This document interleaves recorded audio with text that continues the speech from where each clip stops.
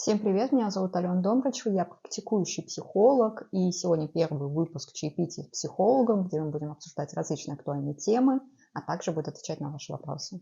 Так как у нас начало Нового года, нового 2024 года, я подумала, что было бы актуально как раз поговорить по поводу целеполагания и вообще, зачем нам нужно все-таки ставить цели на год, нужно ли это делать вообще и как это сделать. В моем инстаграме вышел отдельный пост на эту тему. Давайте сегодня разберем это подробнее. И самый главный вопрос все-таки, стоит ли ставить перед собой цели на год? Зачем это вообще нужно делать? Это делать желательно, потому что цели все-таки помогают нам жить счастливее, если честно. Цели показывают нашу направленность, наши ценности, то, что для нас важно и что нам, возможно, не хватает в нашей жизни. Мы действительно начинаем себя чувствовать лучше, когда мы знаем, куда мы хотим идти, и у нас есть определенный путь, потому что одно дело, конечно, знать, а другое дело, когда у нас есть определенные задачи, которые приведут нас к конечной нашей цели. Если мы попробуем составить такую структуру, как прийти к поставленной цели, то это будет мотивация, планирование, действие и рефлексия.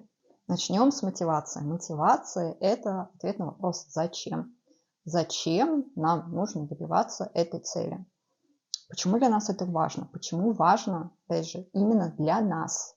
Почему мы хотим ее именно для нас? Не для начальника, не для партнера, не для каких-то там непонятных странных людей, а для чего это нужно именно нам? И такой же здесь важный момент как раз понимать в рамках «хочу», «могу», «надо». Это основа сильнейшей внутренней мотивации, когда мы понимаем то, что мы действительно этого искренне хотим, а вы по себе знаете, когда у нас есть искренние желания, мы действительно, грубо говоря, можем делать все, что угодно, что мы это можем сделать, то, что у нас достаточно каких-то там своих внутренних ресурсов, внешних ресурсов, знаний, все это подобное, и то, что мне это надо, я вроде бы могу справиться без этого, но вот мне это искренне надо. Вы можете прям расписать эту мотивацию, и желательно, чтобы было бы несколько пунктов, потому что если один все-таки это часто недостаточно, а мотивация у нас еще такая вещь, то что она проходит, к сожалению, или к счастью. Мотивация у нас не долговременна, поэтому ее периодически все-таки стоит как-то поощрять и напоминать о ней. И как раз вот когда вы это все распишете, у вас будет несколько пунктов, какие-то моменты, когда у вас мотивация уже будет недостаточно, желание что-то делать будет недостаточно, вы будете к нему возвращаться. Второй момент – это планирование. Планирование – это, конечно, основа, потому что качественная постановка задач с определенным дедлайном приведет нас к нашей желаемой цели. Здесь уже такой появляется простор для творчества, потому что ваши задачи, которые приведут вас к поставленной цели, можете записывать куда угодно, хоть на холодильник, в свой ежедневник. Виджеты есть различные на телефоне, на компьютер, нарисовать плакат желаний и все это подобное. И, кстати, вот очень хороший на самом деле момент, как раз все-таки любое подкрепление, визуальное, аудиальное, кинестетическое иногда сложнее сделать, но все-таки тоже возможно, как раз и будет временами пробуждать нашу мотивацию.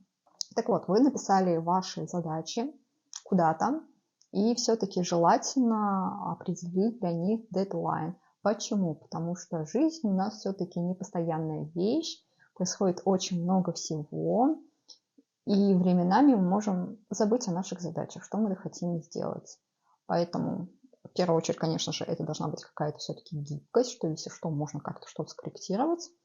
И второе, когда у нас есть дедлайн, возможно, это, конечно, такой вот немножко тревожный момент, как бы, что никто не хочет испытывать вот это вот чувство тревоги, когда сроки горят и надо что-то делать, но это нас мотивирует, потому что вы, наверное, за собой замечали то, что когда уже все подходит сроки, у вас как-то появляется и больше энергии, возможно, дальше больше времени. Все-таки тревога у нас непростая вещь, и не просто так у нас возникает.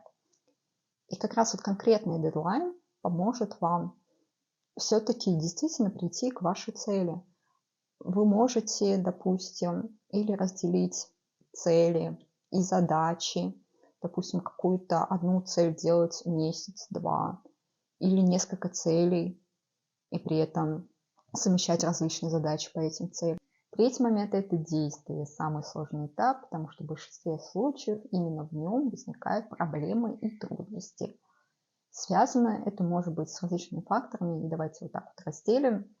Первое – это когда ему сложно решиться на действие, и второе – это как продолжать действовать и при этом чувствовать себя комфортно, хорошо, чтобы это не забирало так много энергии, и вы действительно могли что-то делать.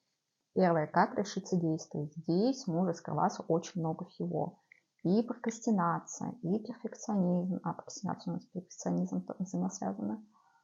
Неуверенность в себе, проблемы с самооценкой, синдром самозванца, страх нового, страх ошибок. На самом деле много всего.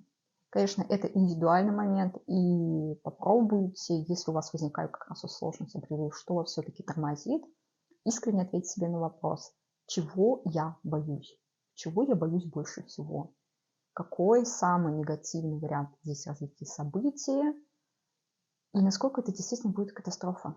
При этом есть замечательная вещь, как наш опыт, который мы часто обесцениваем, часто очень вообще о нем забываем. Но если вы вспомните, определенно в вашей жизни были моменты, когда вы боялись начать что-то делать, но при этом, когда приступали, уже в процессе понимали то, что на самом деле это ничего страшного не было. Да, возможно, были какие-то сложности, трудности, но катастрофы как таковой ее нет. И это очень частая история, потому что нас что-то вот останавливает. И перейти, как раз вот этот переходный этап, он самый тяжелый, но когда мы все-таки через него проходим, нам действительно становится лучше и легче. Вы можете как раз вот здесь попробовать, допустим, метод помидора. Это когда есть определенное время, когда вы выполняете задачу, у вас есть отдых. Вы просто можете сами себе даже сказать, то, что вот у меня есть 20 минут, я там что-то делаю, если мне это не нравится, вызывает у меня отторжение, я прекращаю это делать. И здесь такой как раз момент уловка, потому что где-то спустя минут 10-15, у каждого, конечно, по-разному, но в среднем где-то минут 15, после того, как мы приступаем к задаче, мы наконец-таки начинаем включаться в деятельность.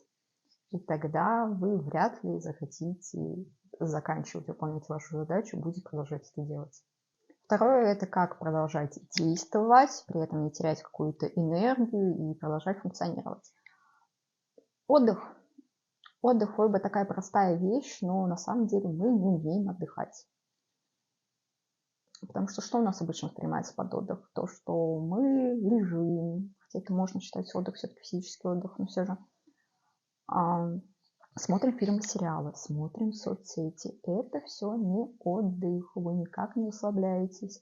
Если, допустим, какие-нибудь фильмы, сериалы вы уже смотрели 5000 раз и делаете 5001, то тогда да, возможно, потому что здесь как раз отсутствует эффект новизны. Но все, что связано с эффектом новизны, с какой-то конкурентностью, здесь нет отдыха.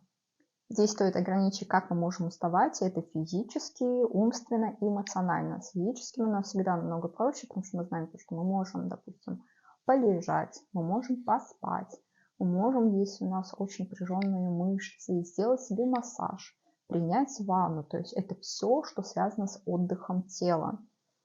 И это плюс-минус, на самом деле, каждый человек может выполнять, и то, что каждый человек знает. Но вот с умственным, эмоциональным все обстоит намного сложнее. Умственный и эмоциональный отдых – это в первую очередь отсутствие информации, совершенно любой. Ничего не читаем, ничего не смотрим, ничего не слушаем. Нашему мозгу нужно от этого отдохнуть, потому что мы его и так перегружаем постоянно на ежедневной основе, поэтому полностью убираем любую информацию. Вообще отдых – это такая вот обширная тема, но что еще могу здесь добавить, то что какие-то такие вот способы, которые будут плюс-минус работать на всех, это, конечно, спорт. Многие его недооценивают, но вы можете найти что-то подходящее для себя. Вам не обязательно заниматься каким-то там фитнесом и все это подобное. Растяжка, йога, бадминтон, все что угодно на самом деле. Вы можете найти что-то для себя, но какой вообще плюс спорта? Вы после него начинаете чувствовать, как будто ваша голова действительно разгружается. И если у вас еще очень много каких-то негативных, в кавычках, потому что негативных чувств, эмоций у нас не бывает, неприятных, тяжелых эмоций, какого-то напряжения именно внутреннего эмоционального, спорт поможет его как раз экологично разрядить. Поэтому составили список своих задач, какому-нибудь там составили график в календаре. Обязательно выделяйте себе время на отдых. Хотя бы час в день, неделю побольше. Ну, допустим, субботу или воскресенье, в зависимости, опять же, на ваши нагрузки, побольше отдыхать. Но все-таки желательно каждый день хотя бы час все-таки уделять этому внимание, и вы, на самом деле, заметите то, что будете чувствовать себя намного лучше. И четвертый, последний момент, но не последний по важности, это рефлексия. Причем вам настоятельно прям рекомендую проводить внутреннюю оценку не после того, как была завершена уже полностью цель, а еще на моментах задач, во время процесса. И это как раз и, во-первых, повышает самооценку, уверенность в себе, и опять же прибавляет мотивацию, потому что сам процесс невероятно важен. Вы выходите из зоны комфорта, делаете то, что вам тяжело. Поощряйте себя, говорите, какой вы молодец. Если вы даже делаете что-то не так, ничего страшного, все мы совершаем ошибки. Все у нас бывают какие-то не такие дни, когда у нас недостаточно энергии. Ничего страшного. Главное, вы это отмечаете, вы это замечаете. И так действительно вы будете потихоньку приобретать какую-то любовь к себе, уважение к себе и самострадание. Обязательно хвалите себя, не ждите поощрений от других людей, потому что если вы хотите как раз взращивать внутреннюю уверенность в себе, взращивать внутреннюю самооценку, все-таки ограждайтесь по большей части от одобрения других людей, потому что внешнее поощрение будет полностью исключать внутреннее. Поэтому хвалите себя, говорите, какой вы молодец, потому что в любом случае, опять же, такой момент, то, что момент обесценивания, но для кого-то действительно выйти на улицу, когда вот у нас ужасная серая питерская погода, холодная, тяжело. Вот если, например, я выйду и скажу: Алена, какая ты молодец. Поэтому не обязательно хвалить себя за что-то действительно грандиозное. Любой выход из зоны комфорта, любое усилие – это уже замечательно. И, конечно же, в конце, после того, как вы достигли уже своей цели, полноценную, полную рефлексию, оценку того, что вы сделали, полноценно похвалить себя, возможно, сделать какую-то работу над ошибками. И, собственно, все. Это такая вот небольшая вот схемка, небольшие вот этапы, которые помогут вам прийти к поставленной цели. Поэтому, надеюсь, вам это видео помогло, вы открыли для себя что-то новое, возможно, подсветили какие-то моменты, которых вы забыли. Оставляйте свои вопросы в комментарии, возможно, какие-то темы, которые вы хотели бы обсудить в следующий раз. И удачи!